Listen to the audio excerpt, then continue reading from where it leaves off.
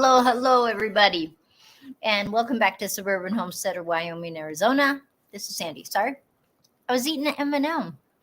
I thought I had a little more seconds than I actually did. But quite a few people in. Charmaine is actually going to pop in. So she just posted that she hit the thumbs up button. Craig is here. Angie is here. And Ann from Little Frenchie in Big, Texas. And so that is awesome. Everybody's saying hi to everybody. It was a fun day today. Where we were in the hills, it was actually warmer than when we got back to Gillette. It was 88 degrees.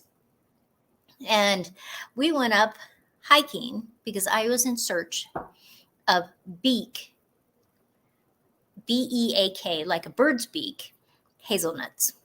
And I had seen some before, but then we went a different trail the next time and there wasn't any there. And so we went to the original trail and I went on the search for them.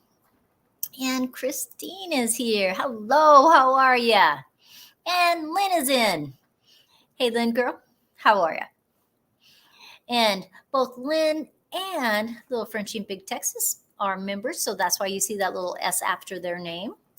And so I always appreciate that when the members come in on a Monday night. I always do a Monday morning video and kind of say what's happening, what I'm going to do, what kind of videos I'm going to do, things like that. And so I always appreciate when they come in on a Monday night live too. So thank you so much for that. And I went to a Master Gardener conference this last weekend, and I showed some clips on the community tab, on Facebook, different social medias, because on Friday we drove through the snow. It's crazy, I know. And it was about 4-5 inches of snow, but we were going over the bighorns, and it had been rainy, and then the weather cooled enough for that high elevation, because most of the bighorns, I think the highest elevation in the bighorns is a little over 13,000 feet. And part of it that we go through, it's above the tree line, and part of it isn't above the tree line. And it snowed. So that's just, but it was absolutely beautiful. It was just so thick on those spruce branches and the pines, and all the birch and the aspen still have leaves all over them. And I was worried that they would break, but nope. When we came back, there was snow on the ground, but it had basically almost all melted off of the tree branches and stuff like that. So that was awesome. Oh, and Ann is here. And Dale, how are you? Ann has a live tomorrow morning. It's 9 o'clock Mountain Standard Time. So that would be 11 o'clock her time, because she's on Eastern Time. So if you're not doing anything, you should stop on over. And Ann is also a member, and Charmaine is here, and she is a member also. I should buy a lottery ticket. I made the live. That's right. You should.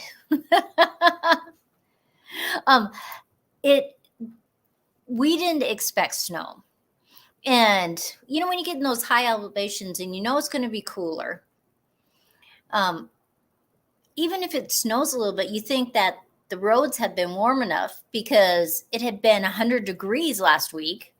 So we thought that it would be warmer. And even if we got a little bit of precipitation, the roads would be okay. Total slush. But it was really beautiful. And we had a great time at the Master Gardener Conference. And I got some books up there. They had this separate room. Every garden book in there was $1. Can you believe it? $1. Oh, look who's here. Oh, it's not popping. There it goes. Nina is here, a member. Bunky from Bunky's Garden is here. She's been doing some major things with peppers. And Paul is here. Now, Paul is a long ways off. He's way over in Australia. So, Paul, it's nice for you to stop by. Thank you. And I hope I did not miss anybody. If I missed you, please write something else in the comments so that I can say hi to you. Because sometimes the chat scrolls faster than I can read while I'm talking at the same time. So it's just the way it goes. And John is here from the Unpaved Explorer. John has a fun channel because he is always camping or hiking, and he takes you along and you see all these beautiful places by where he lives. Jeannie, hello, how are ya? And I think I have caught up with everybody. Now, we got some fun books at the Master Gardener Conference. So this is one of the books I'm reading right now. And it's called Farmers of 40 Centuries, Organic Farming in China, Korea, and Japan. It's very interesting. I'm almost halfway through. It was written in 1947. So 2 years after the war has ended. Oh, and Trey Designs is in here. Hey, Trey girl, how are ya? I just cut my bangs tonight. We went hiking, and my bangs just kept getting in my eyes. They were too long, and even when I curl them, they were too long, so I just cut them off. Because why should I go get my hair cut at a salon when I can just cut my own bangs? Now, I know in China they only have written things from about 5,000 and 6,000 years ago, but it says 40 centuries, so like 40,000 years. But it doesn't matter. It has some really interesting ideas with gardening and how they use everything. They don't waste anything. It's just crazy. So I'm about halfway through with that, and so that was a good book. My next one that I got, and I just got these this weekend, and I'm like halfway through with this one too. Growing Great Garlic, because I have a horrible habit of reading more than one book at one time. Do you guys do that? Do you have books in different rooms? So if you're in that room, you have a book that you can read. That's what I do. So I read a bunch of this on our way to go hiking. I read a whole bunch of this when we were sitting at lunchtime. I just keep reading. And another fun one that I got that I haven't read it all, but I did skim through it all. And it's called Micro Eco Farming. And some fun ideas, things that I didn't think about. And I just skimmed through it. I haven't even read it all yet. But I got a bunch of other books because they were $1 on Friday. On Saturday, they were actually $2 for $1. Lynn says that she has 2 of them going right now, only because the library had a book ready for me to pick up that I'd been waiting since May. Our library here is so awesome. They have an endowment that somebody had donated. So if you want a book and the library doesn't have it, you just fill out this little form. They will get that book, and you get to be the first person to read it because you were the one who asked for it. So I have asked for lots of books, and then they just call you and say the book is in, and it's been awesome. They didn't used to have any permaculture books at our library. Lots of gardening, but not permaculture. And there were a few that I wanted to read. They were kind of spendy, and I thought, I wonder if the library would get them so lots of people could read them. And they did. So I read them. And then I bought them because they were so good. Because they're really good reference books, It's just crazy. Christine says, tips on growing garlic, please. Does anybody know when to harvest horseradish? Well, you could harvest your horseradish right now. But if you are a person that just leaves your horseradish in all the time, you only dig it up when you want some. You can basically get it anytime you want. But most of the time, I usually get it at the end of summer. Though I know people that do it before it flowers. Some people wait till after it flowers. But those big honking roots are hard and solid, and you can just dig them up. Also, tips on growing garlic. If you are anywhere in the north, hardnut garlic is the garlic for you. And you should plant it anywhere from the very end of August, September into October, depending on how long before you get your first frost. Like, I am planting some of mine a little bit later because I am doing a garlic class on the, what day is it? The 27th at our library. And I want to show them a bunch of the garlic.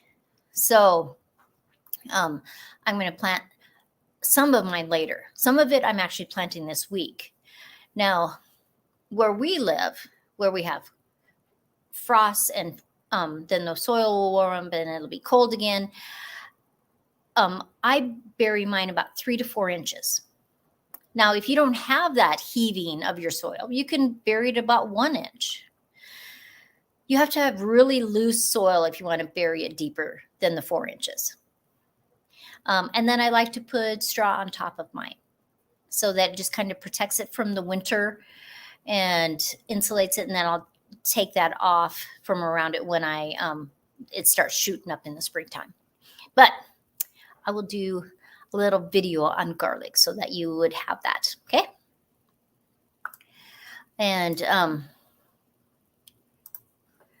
my husband, whose birthday is the same as yours, July 29th, reads several books at the same time. I honestly have to tell you, I usually have about 5 books, 5, 6, 7. I like to have a book in my purse. I like them in the cars. I like them in the living room, the bathroom, the bedroom, downstairs. And some people can only read 1 book at a time because they don't like that going back and forth, but I like it. So it doesn't make any difference to me. So, John wants to know, have you ever harvested sassafras root for tea?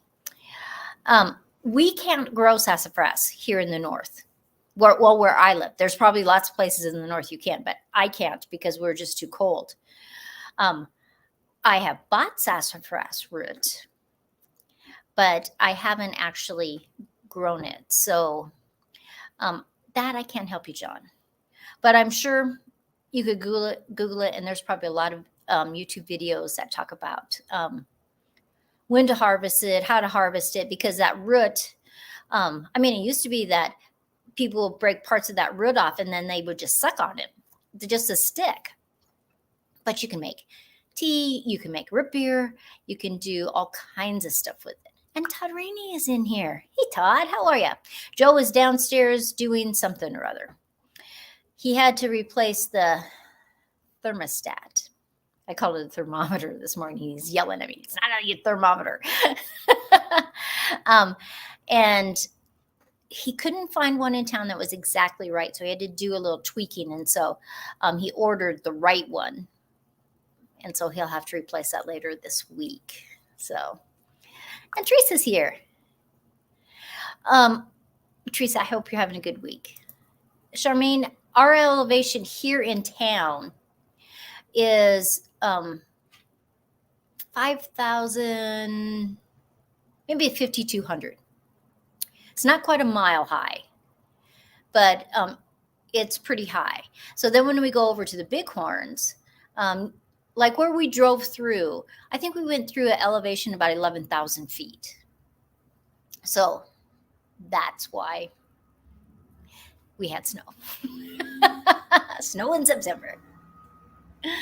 See, John, lots of people like sassafras.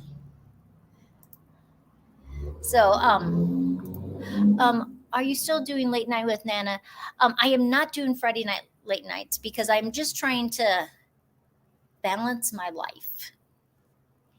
And so, Bunky, I'm not doing it right now. That doesn't mean I won't later on. Now, I've been doing my Thursday videos. This is this week will be the 3rd week that I've done it. But I can't say I'm really happy with it. I thought it would free up my time, but what I found that it sometimes does is frustrates me because I have a little idea and I don't want to do a whole video on it. And I don't know. I guess I just don't have that figured out yet. And Nisi's here. Hello, how are you? Anne says that she is at and below sea level here. That's crazy. In Yuma, Arizona, we are below sea level, but we're landlocked, so it doesn't really matter. But it does make our water table very low. And in fact, it's very low with salt water first before it gets to regular water. So it's kind of interesting. Little man and I have to brush our teeth. We'll be done by the time we get done. You'll be done by the time we get done. Well, I hope little man is liking school this year. So you guys have fun. And Leanne is here. Leanne, thank you so much for September. Leanne organized that every day this month, somebody is giving a recipe on one of their favorite soups. And it was fun. And it's still fun. And I'm still getting comments. And so thank you very much. And spread too thin. Sometimes that's what I feel like. Spread too thin. It just happens. There's just so many things to do and so little time. Oh, Ange, look it. I'm drinking out of your cup. And you found me this cup. And she always knows that with a teacup, I want it balanced. I want it heavy. And this is one of my favorite, best cups ever. Some hot tea. Woohoo! It's fabulous. Now, did I or did I not find hazelnuts today? Because we went up into the mountains. Actually, they're hills on that part. Bighorns are mountains. These are hills. And it's actually the northeast corner of the Black Hills. South Dakota has Black Hills. We have Black Hills. It's a dragonfly. Dragonflies all over the place. I love dragonflies. Oh, and grilling and chilling with Mojo. How are ya? I need to come over and see some of your videos. I haven't been over for a while. And he makes mean barbecue and all kinds of stuff on the grills. It is amazing. And she says, yeah, it took me over a year to find that cup. It is. It's the perfect weight. I don't like cups that are too light. Some ceramic cups are too heavy, but this one is perfect. It fits my hand good. It's just perfect, perfect, perfect. And that's right, barbecue. If you want some good barbecue, you need to be watching Grilling and Chilling with Mojo. That's right. It's amazing. So anyway, so we go up, and my whole idea is I am looking for Beak, B-E-A-K, like a bird's beak, hazelnuts. I saw them a couple weeks ago, and then the last time we were up, we went on a different trail, and I couldn't find them any place. And so we went searching. And Christine says, my grandfather worked at the Black Hills Gold Mine Company in South Dakota, and so did Joe. That's what he did for 26 years. And Leanne is posting this link, Last Chance Cook-Off. I did my cooking for this one, this collaboration, in our pizza oven. Okay, so I'm going to show you what a Beak hazelnut looks like. And the reason why they call it that is because it looks kind of like a bird's beak. And in the video, there's also hackberry, no, not hackberries, hawthorn berries. There are rose hips, some different seed pods that I harvested while we were up there. So here it is. So see those crazy looking things? Like this is a dried one. And they have the nut inside of that coating. But it looks kind of like a beak. And that's what they call them, beak hazelnuts. And those little red ones are either rose hips, and that's some wild mint that we got. And that's some of the seeds I got, yarrow and bergamot that I harvested, some of the seeds. So I did find, and I didn't take all of them because the squirrels and the chipmunks and stuff, they need those seeds. But I was talking to a gal that she's an arborist. She actually has a state certification. And I was telling her, I showed her a picture of them and I told her what they were. And she goes, I don't think we have them in Wyoming. And I said, this picture is taken in Wyoming. and I told her we were going back up there this week. And she goes, if there's any left, because I wasn't sure because of the squirrels and chipmunks, they could have harvested them all. She wanted me to send her some so that they could see if they could propagate them from seed and then plant them in Casper, Wyoming. Because where we are hiking, it's easily zone 3 and it could be zone 2 because it's way up there and it's cold up there. It has a lot of snow in the wintertime. And so I'm going to let all those dry and then I'll have to stratify them. I'm going to send her some. And then I'm going to see if I can get the seed pod to actually open itself up and to grow that type of hazelnut. And then I'll plant it in my yard. And so it'll be really interesting if I can get those hazelnuts to grow, because up in the hills, they grow as just a bush, really. And the way that I see them, I'm almost wondering if they're not sending out runners like a raspberry does, because it seems to go in these lines. And so that might be. It's interesting. And look who's here. Blind guy, his wife, and their life. Awesome, awesome, awesome. Whenever we go up hiking, like we can find all kinds of things to eat up there, from currants to raspberries to strawberries, all kinds of nuts. There's just a lot of things, but we rarely ever take any. But because we're going to try to see if we can get those hazelnuts to actually germinate and be able to grow them down here, because I didn't want to dig up the plants. Plus, I would probably have to have a permit from the Forest Service, which I probably could get. But I just thought it'd be interesting to see if I can get them to germinate. And then they're going to try to germinate them down in Casper, too. Tina Ladybug, how are you, girl? And Steph is here. Just got back from Bible study. I hope it was fabulous. But I will let you guys know, because I'll have to stratify them in the refrigerator. I'll put them in a baggie or a container. I'll probably mix some grit, potting soil, vermiculite, and perlite, so it's really loose. I'll have it damp. I'll put the seeds when they're all the way dry in there, and I'm just going to leave them while I'm gone to Arizona. And that should give them enough days of cold that it should break through the shell. And I'll see if I have to crack the shell or anything like that, because I'll have to do some more research on that.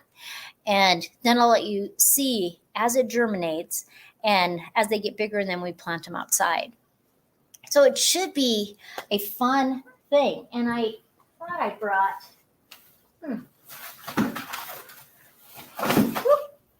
spilling stuff. I thought I brought one of them out here, but I must not have. I thought, nope, I didn't.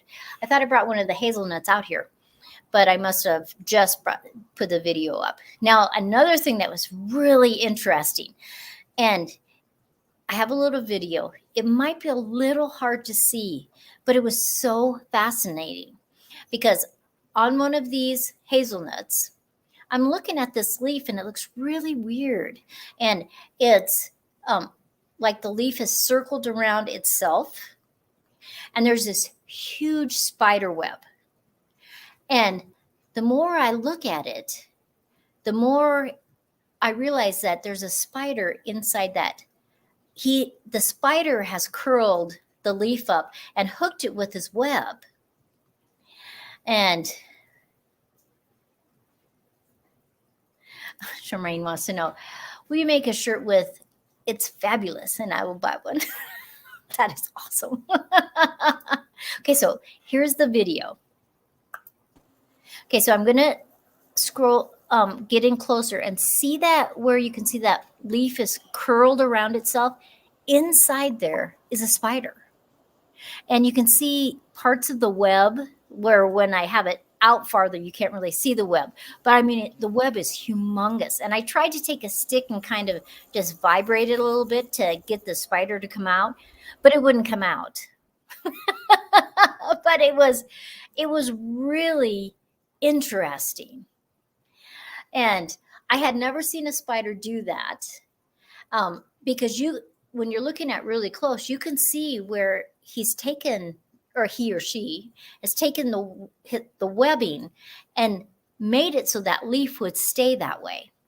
And then from that, all directions, there's spider webs coming out, attaching to the branches so that it can catch flies and bees and grasshoppers and whatever happens to pop in there. But it was incredibly interesting. Steph says, "Oh, that's a little too close for comfort, Sandy."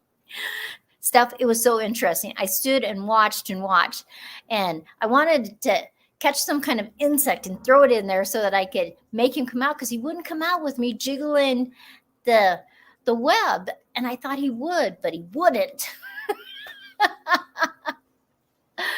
But we had a great time. And we had our lunch in that area that I showed. I think I showed it either on my live last week or on the Thursday video, where the people had chopped on those trees and just scattered all this stuff all over. But nobody had bothered. It was exactly how we had left it last week. And so I was so happy. And because it's kind of like my little special spot. And I just didn't want anything, I don't know. It hurts my heart when people are chopping on trees and they're not taking it for lumber. They're just being mean. And it's hard for me when people do that. Trey says, "Spiders are so cool. I got a jumping spider that slipped in my sleeve probably this afternoon." Jumping spiders are really interesting. In fact, when you're up in the hills, you see spiders all the time. Like when I was picking those hazelnuts, there were these little tiny spiders, and they almost look like crabs, but they were little spiders, and they were on their web, and they're going in between branches. And I thought, these are so tiny. And I wondered what they would catch in their web that they could eat that was tinier than they were. But we had a great time. There were a few cows, because there's ranchers that work with the Forest Service, and they can graze their cattle up there. But they never bother you. They're always good. And, you know, Nina says that she likes spiders from afar. Now, spiders can startle you. It's true, you know. Sometimes when we're hiking and you go through something and it's like, oh my gosh, I have a spider web on me. And you're going like this because you don't always see them. I don't like that. But like when I found that spider today, it was just so fascinating because his web was so huge and so intricate that I just thought it was fabulous. Steph says that her favorite spider is Charlotte and her web. See, that is a great book. I think that helps people not be afraid of spiders, but little kids' books that are like that. It was just heartwarming. I love that. I love the little shows. I've watched cartoons, movies of Charlotte's Web. How can you go wrong? Maybe they do eat ants. There's a lot of huge ant hills up there. I mean, like 3 feet tall, 5 feet across. And they just you see ants going everywhere. And you always find anthills like that near water up in the hills because ants have to have water. So if you are lost in the woods and you didn't have any water, but you found anthills, you will find a water source by there because they have to have water. And so that's always interesting that those great big anthills in our hills anyway are always by streams. So it's kind of cool. That's why you let people hike in front of you so they get the webs. That's right. I should have had Joe walking in front of me. He might not have liked it. Oh, and look who's here. Lazy Bunny Homestead. How are you? Thanks for the email. That was very sweet of you. And gosh, everybody, we are already at 31 minutes. And you know, I like it at 30 minutes. So what am I going to be doing this week? Yesterday, I canned 7 quarts of chicken broth. We did laundry and that kind of stuff. Painted a picture yesterday. Then I did 2 half-gallon jugs, mason jar jugs of grape juice, because in my front on my deck there are grapevines, and so we did those, and I only picked like half the grapes because a lot of them weren't ready yet. So then I'll have to make some more, but I am going to make some of it into juice, some of it into jelly. So I'm going to do a video about that, and I will have a Thursday video, but I'm not sure that it's just going to be Thursdays. I mean, I will do a Thursday video, but I think I'm going to have some other little short ones because it drives me crazy that I have an idea and then it's like, oh, I got to wait till Thursday. I don't like that.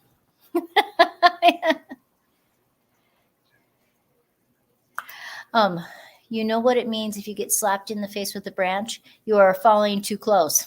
I know that can happen. But everybody, I'm going to let you go. It's 32 minutes. I hope you have a fabulous week. Seriously fabulous week. I am going to be planting some garlic this week. If you haven't read this book, it is by Ron England. Let me show that. And he grows acres of garlic. So it's a whole different idea, but he has some really good tips in there. And so I'm going to share them in the video too. Plus, I got to do my PowerPoint for my class on garlic. But everybody, have a fabulous time this week. Look for the great things in life. Look for those special little things that are happening that unless you're looking for, you're never going to see them. It's important to see all those things. Everybody, where do I get my garlic from? Oh, wow. Most of the garlic I have been growing in my yard. I have been growing for about 15 years in my yard, and then I just saved some of it. But I am introducing 2 new garlics. I always like the red garlics, the Russian garlics. Those are my favorite because it gets so cold here. They grow really well in Wyoming. But I got some new garlic from in Colorado. So I'm going to try some of that.